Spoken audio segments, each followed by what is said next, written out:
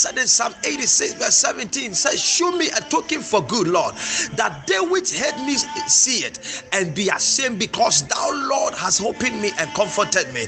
I pray for you under the superintendency power of the name of Jesus. May the Lord show you mercy.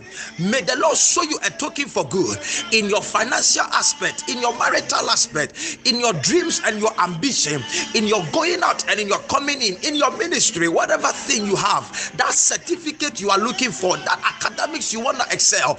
I pray that may the Lord show you a token for good. There are a lot of people that hate you. They want to see your head. They want to see you ashamed. They want to see you disgraced. They want to see you at the negative and evil end.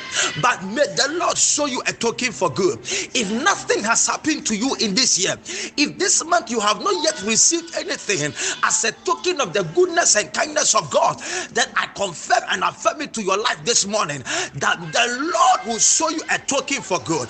The Lord will show you a token of graciousness. The Lord will reveal himself unto you. I pray a token of prosperity. I pray for the token of marriage. I pray for the token of traveling, the token of appointment. Let it come unto you. Whatever thing that must be a token, that must be a receipt of the grace of God, that they that hate you will see it, that they will know that you serve a living God. I pronounce it upon you. I bless you.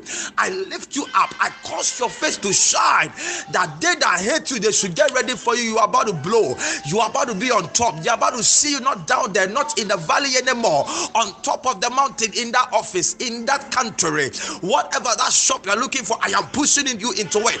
That passport is getting stamped with the visas you want. I decree a 72-hour miracle on your behalf, that just as you are listening to me and you are believing and having faith, let it happen in your life. Let it be so that at the end of the 72 hours and say, man of God, God has worked in my life. I stand on the anointing of my Father and the altar of my Father, and I decree it into pass, that let the God that performed his words do this in your life, that his name alone may be glorified. Father, I thank you for showing token of goodness unto your children. I bless you in Jesus' name. Amen.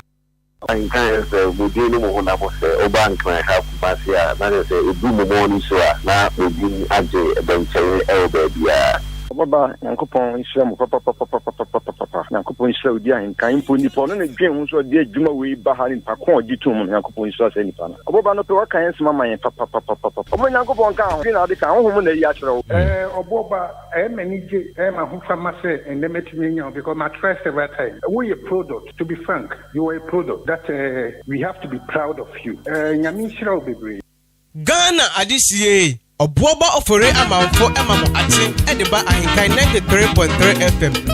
Ghana adisiye Obuoba Ofori Amanfo emamo atin ediba ahinkai 93.3 FM.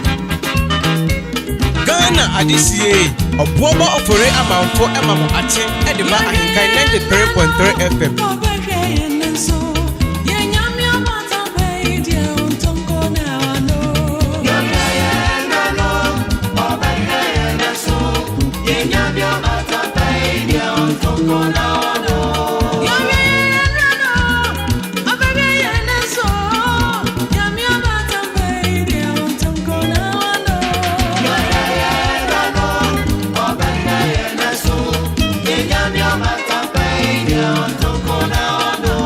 Yeah.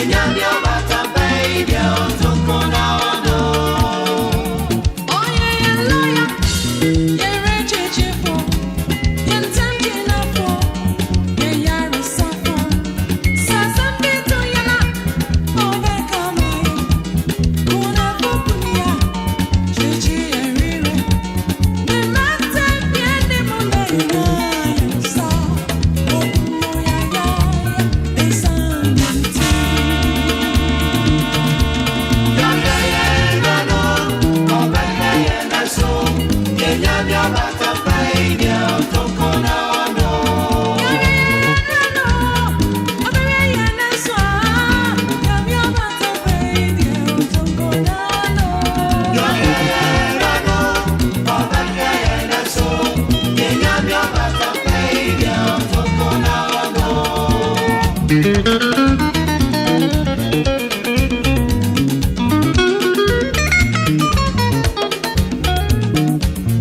adisiye Obuoba Ofori Amanfo emamo ate ediba ahinkai 93.3 FM.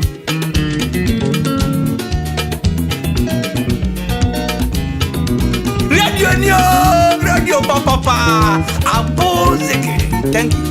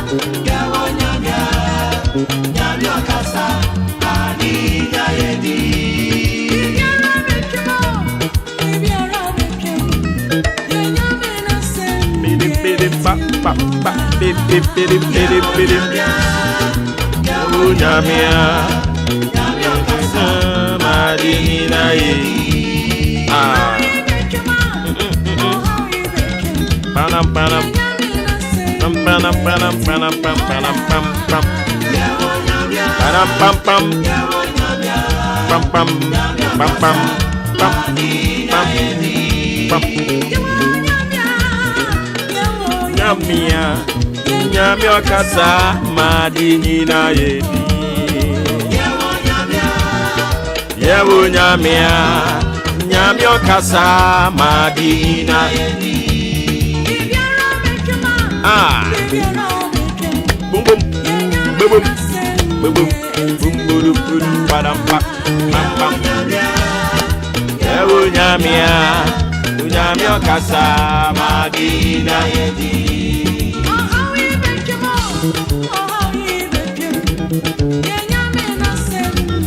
Some 37 minutes after 6 a.m. live on Ahinkai 93.3 FM. Me pacho Maakye Brennan so. Edun ti aropa ise ofidie ne da ha na mo amamu ache. Me giri sa hoden wo ho. Nyame adom yenso ye ho ye.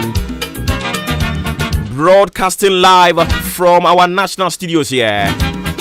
Akuya Afrakoma Obatampa in the studios. Achim Abuabo Niewo. And on Bremu Central Municipal Assembly, Achim Odan constituency. Booming across the length and breadth of the world with the help of www.ahinkaiFMonline.com, My Tuning Modern Ghana, Zeno Radio app,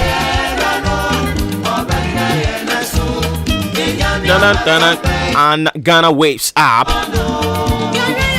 Ube to be a our Google Play Store and I say App Store. Go download it. Na search for Ahinkai 93.3 FM.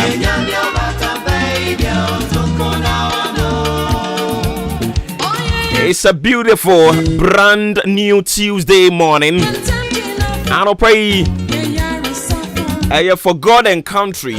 And I say baby me pato ene on the 5th day of April 2022.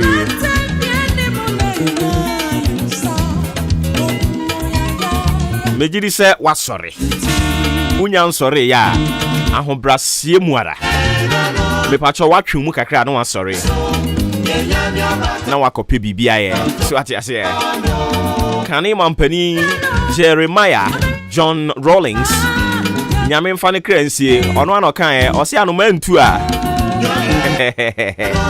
ubuada me pacho sorry na pe bibie so ati ase Awurade ama de achew ne de na owo nyoma papa bi eye edema o enu ntino wo ene wo se wo set the tone sene be ya nyankopon so be bibi dia ma o nyame de waye na famu de se wo be ma ade achen enu ntia no pai se urade ama ade achen wo a na wo de aseda ene ayeye e de ama ne din enu nti kame ho na yen kan kire urade se urade ye da wase se wahwe yen so wabɔ yen ho ban na wama ade papa bi achen ya no pai yamfa sika nto yanya ho adwuma se ebia ya ye ho adwuma nti we deserve it senia obi ye adwuma bosome ne atua ne ka ana obi ye by day adwuma ne atua ne ka no yen ye de enye se ya ye adwuma bi na ye atua ho ka da bi yen ye adwuma ne mom adom no na wacheche ne nkakra na aso wo ene me eso enu ntia no pai se urade amade atewo a na wo de aseda e de amani din kronkron sanse eyo no pe na wo se efata. So on behalf of the team here, we humbled ourselves, our spirit, and of course from the crowns of our head to the soles of our feet, we humble it before God and we say, Father, we thank you, we bless your name. We have the date this morning. Yeah, one come up babebo.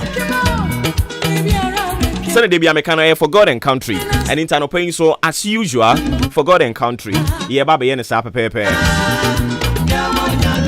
The Right Honorable Speaker of Parliament, Alban Simana Kingsford Bagman, Menoka say wakasa. Wakasa na wakan sembe brinoa. Eyen sembe na wakan. Ye be church ni nyina mu one after the other. No wetimi ate ase o say MPs ni bi wo hono mo a executives no atowom. Hey. Papa you walk and semu. Lele dan tanana tanana tanana tanana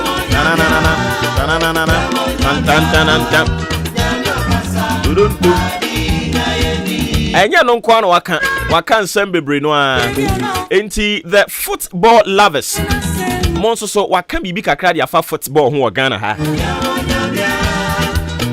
anopo ye no so ye bebo awuramu adi mu nkomo one ne ya adwene ana one ne nya adwene adwenkyere de as far as ye practicing democracy no obia won adwenkyere but ade ba kwa ya na me pese ye tie ase ne se me ne wonya adwene no enkyere se wo ye metamfo ana se me ne wonya adwene kyere se wo se me didi watem da bi ana wo se me bo metiri mu po se abrantie ababa we one me nya adwene eni ntima me nkobon krofo bi pa no mu nhia ne kwan mu yendi ni bone da bi me ne wonya adwene a ebetimi aba se asem bi aba ho na me ne wonya adwene ebia na wo kyena asem foforo bi beba ama eno de me ne wo be ya adwene eno nso eni nti ya ne ate ase se kabi mame nkabi amamuo ene ewom enti se obi ne wonya adwene a onye wo tamfo obi ne wonya adwene a yenidi na tem obi ne wonya adwene a yemoye tiri mu pose yenya no ebedi ni bone da bi sena medical aka no ebetimi aba se topic bi ene topic bi na aba ena me ne wonya adwene ebia no wo kyena topic bi beba eno de me no be ya adwene enti eno nso so me no ya adwene no de me ye wunua na so ati ase democracy ontonko na wana udum say the Africa Continental Free Trade Area yediaba na sa Africa Continental Free Trade Area yediaba Ghana ha no anopai yebe situate yen agricultural and food trade no with it na yahwe se emfaso be na yen Ghana fo yebenya de free Africa Continental Free Trade Area me no ka se yede na tan ekese de aba besi Ghana ha empanimfu a womo abene ewo adwadie mu abu nkonta bi omo kire se do yede womo secretariat ne de aba Ghana ha but se o estimate a emfaso a Ghana benya de free mu no ye very very slim but anopai ye bebo nkomo ne abisa expert ne se kwan ben ye betumi afa so a yede yen secretariat na se yede secretariat ne de aba Ghana ha de a wo se enya mfaso free so ati ase enti ene no we will put into perspective agricultural sector akuafo bebre wo Ghana ha no mu esu ennyoma be na yebetumi aye ama wo mto so atumi produce more said ye be ya Africa Continental Free Trade Area no yebetumi say ya aduane a yebenya ne dodo ye de akọ na yenye sika bebre no a e de agu yembotom memo remfi se ye yoman a yeguso ebo ye homodin se ye be broaden ye tax net no say ye ka se tax net a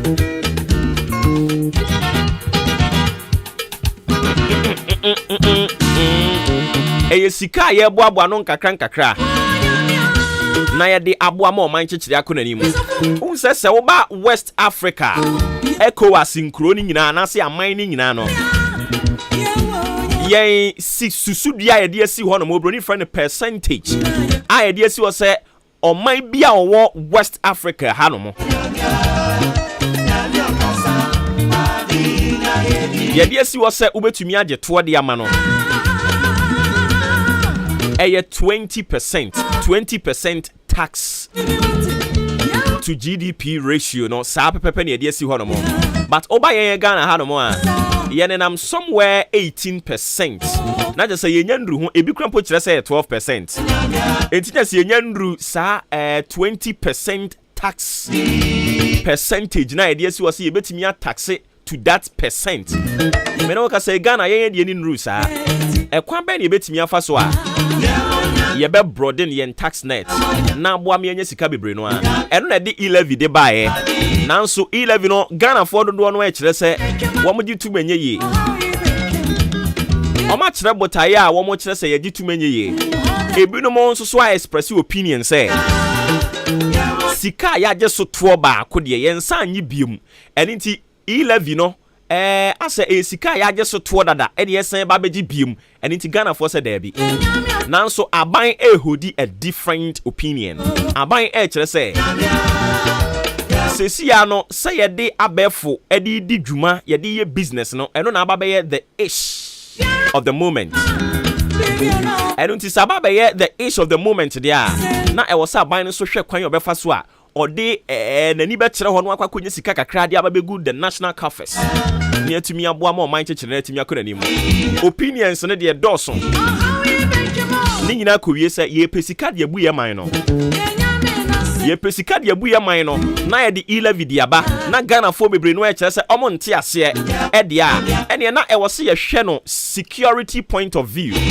se obi ya na adwene se omfa 11 omfa mobile money enye adwuma biem okoyi ni sika nyina enra enkrofobia eno mo nkomo bebre no aso mo kwakoyom sika omo mfa mobile money enye adwuma biem nti gradually no ya nhwe ye sign call the cash system meanwhile na ye nyina ye preach cashless system eno ka hu bi na mobile money ne other internet mobile money interoperability ne ye ka ho empanifo e de bae but you see an enkrofo person sign call back to the cash system go back to the cash system there I was say to me ehwe ne sei ye bambon so senate here because ye free cash to cashless no eboaye ma obete ye say akronfo akwa atake asumasi obenten akwaje ne hu sika no asananka ye so te kakra they say dodo na eche so mfa mobile money nya adwuma biem me pa chaw say wo mfa nya adwuma biem a wadwene o security o bambo wadwene ho say you will carry money on you now they ko ha o di tu kwan o de fa o de sin ha no eno nso wadwene ho ana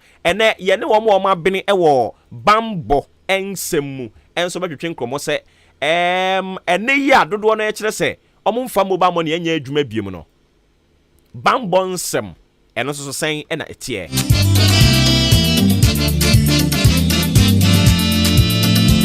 enti ebedi nkomodi afa ho ni nyina eya asede a e kire se wo your mamba menso me your mamba omampani so a charge yen say we should be citizens and not spectators owie no san qualify no say we should be responsible citizens and it is say be responsible citizens dia na e kire pefe se wo wasede e wo se wo ye menso mo masede e wo se me ye as far as nation building are concerned and in tiano pay yabehwe asede ahodo no senia isitie aban dia wo so ye men so me dia wo se me ye senatie ano pay yebedi nkomo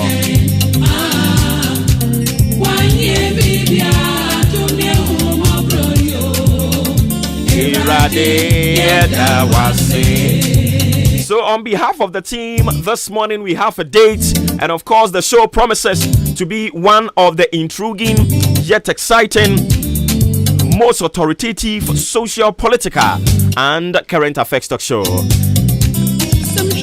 Fearless and factual. On behalf of the team, Udi Ahinkan Kwame Yaboa, Adrian Pahini Kofi Mensah BK, or Heneba, or Fremi, or Obuoba Ofori Amanfo. Anopeyi Yebedi Nkomo.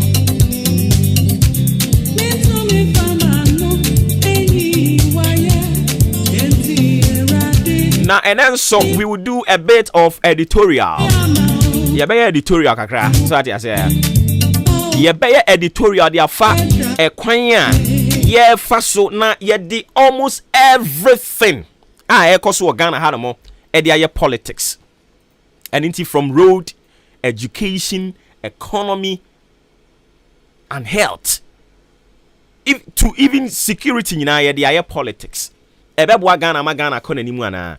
Anope ye wa editorial ye bedi nkomo dia fa eno ho na yatwe ye nyina yadwene de si bibi so ati ase e wo se duru ba bi atwe ye nyina yadwene de si bibi so eto na bia na ye ya ade bi e wo so onipa ba ko tena kire na wo hwe esa no a ye twa no se ye twa sapa ana ye twa tenetene no ye nyina atwe ye ho adwene de si ade bi so na yadwendwen ho ne ahwe kwan ye befa so a se ya ade bi na ye ya ye be enye ena wo si gyae ye be gyae ade bi na meme ye enya me gyae na wo so wo de ne wo ye enye no nso we gyae ne aboa yen ama ye nyina yatimi atwe adwene de asi so se Ghana no eye ba akopɛ ena yen goal no so eye ba akopɛ ye ni so ade hunu ye ba akopɛ se ye tisi fam na ye de microphone sha se ye bisa microphone nsɛm a ne omu nyina bɛka ne se omu pɛ Ghana yie so opɛ Ghana yie nso de obɛkyerɛkyerɛ ne ma ahoduo bi a wo se mpanifo ahwɛ no omu ye na eboa ma Ghana no timi edi yie eni nti wuti si akuafo mu omu bɛkyerɛ ne ma bebree akuafo bɛka kyerɛ wo se input ene fertilizer ebi mpokura ni ho empanifo ahyase e preach se yen sign go back yen kotete atempon no so ne yen konkofa de manual se ye use emo agya nan ne enema ahodo no oma hyase omu preach enu achi nso ebinim so bɛka kyerɛ wo se dia omode do sekan ne enema ahodo e de yakua adwuma ne nyina abo kosoro empanifo nya hu bibi ye de ni si nkyɛn ne ekɔ service sector no so a akyerɛkyerɛfo bɛka kyerɛ so omo so omakatu yasɛm nyɛ papa ombe kyerɛ niema ahodo omo pesa ban ne ye obia wo niema wo pesa ye de ma no eboa ma na setena etimi konanim but emu adwuma no eya na mpem bebre ye mpese ye beye aninti ye bekoso a aka yen ho na tumi aboa yen na ekwan no so ye tie free so a ye ka yen ho ani asan ba back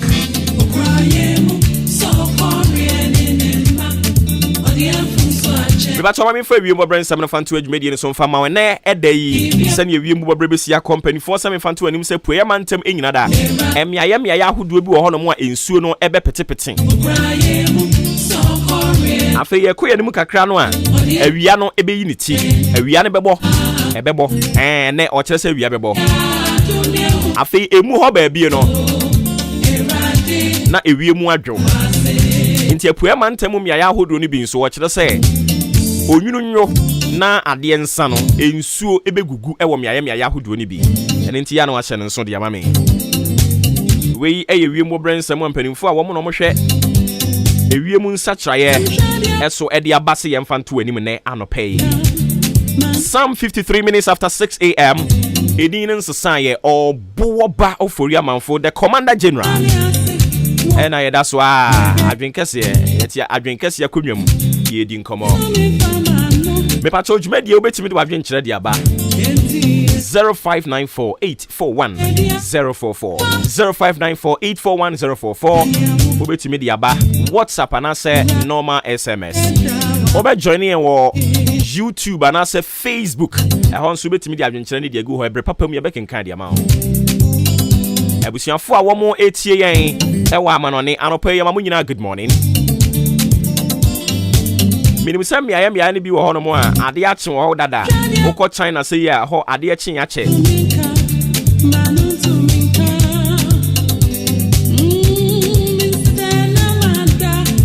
Nyamiase, Ewanado Bebrebe. Why?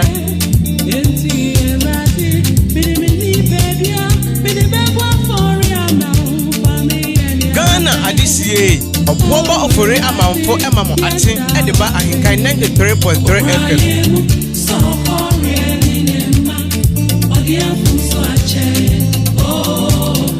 Na omampanyini Ekufuado me no ka say owo London on BBC Africa journalist Okocha akotwetwe enkomodia fa Ghana economy na e-levy eho anopai ye behwe na ye tie sa nkomo ne kakra afi ye wia na di enkomo e dia fa ho so ati ase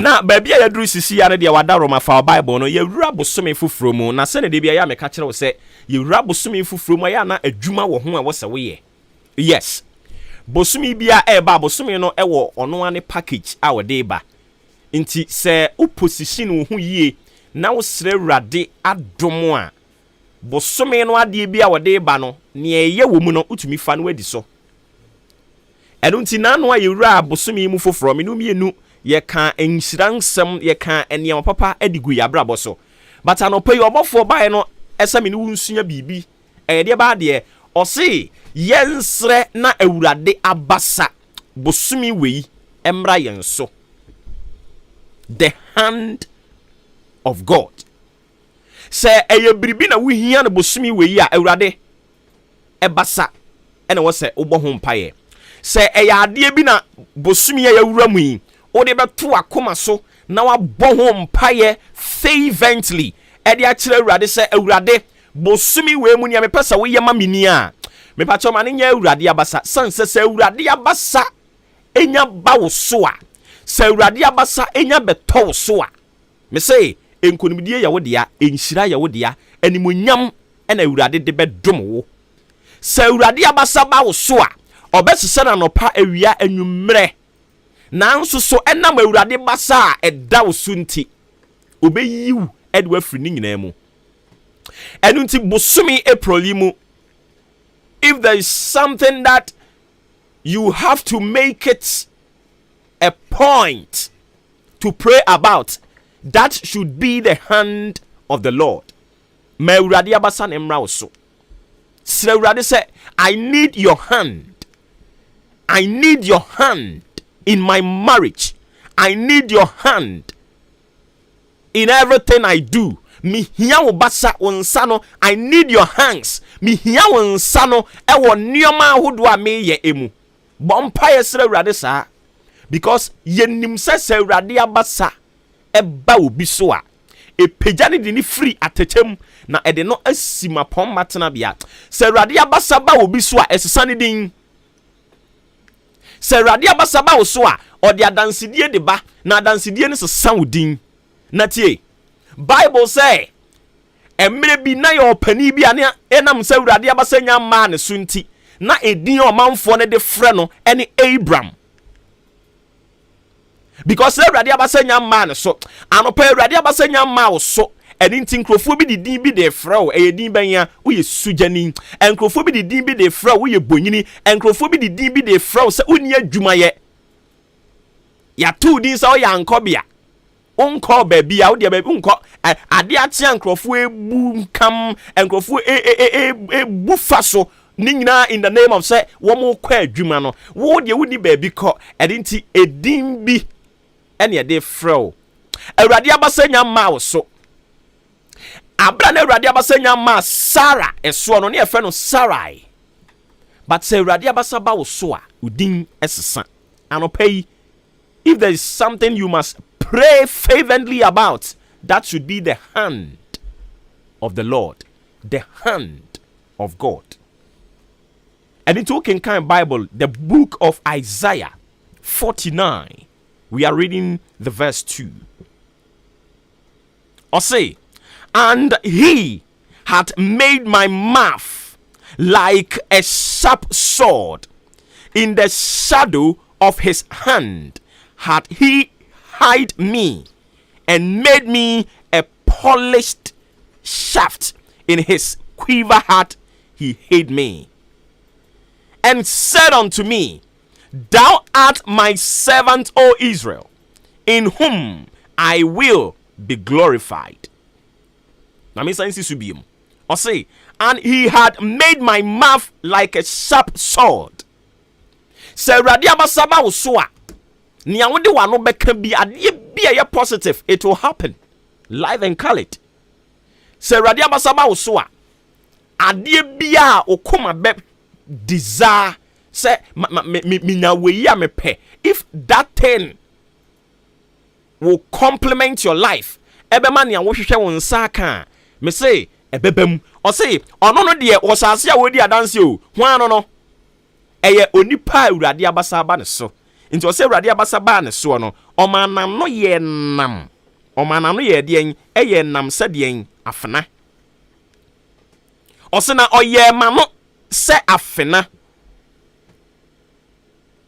Anu ye de en enam. Na abusua. O say Awurade abasare ba ne so no omana no ye nam nti ade bi obeka sometimes no bibi because of abrabom you just need a certain word uhia asem bi keka wo beka na say a turbulence bibia will just stand still. You need that hand of God. Nti say Awurade abasa ba ne so no afi obema na no ye nam na asem wo oka eye adwuma.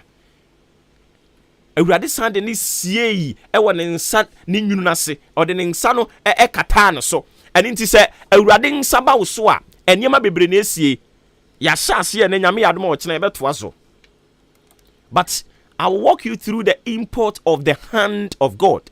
Yemwie no, if there is something this month April obebo ho mpa ya e wo se wo sere Awurade se Awurade ma wo nsa emra me so, ma wo nsa emra me so. Se Awurade nsa ba wo so a adansidie ba Awurade nsa ba wo so a ade bia beka bia ya adwuma ya nkrofo bi wono mo a omo kasa enko ba bia because to me nim but Awurade nsa ba ni nyen so no afi obema na no ye nam sesekan anase afna a sword. Awurade abasa be ba wo so na ne obeka bebam ewe Yesu Kristo dinemu. Amen. Ye dispose ene etwa so e de amamo after no ye besan ba biem na ya ba betoa adwuma ne so de amamo enyi fidie ne famfiri ha no minim se sports no so news a omode ba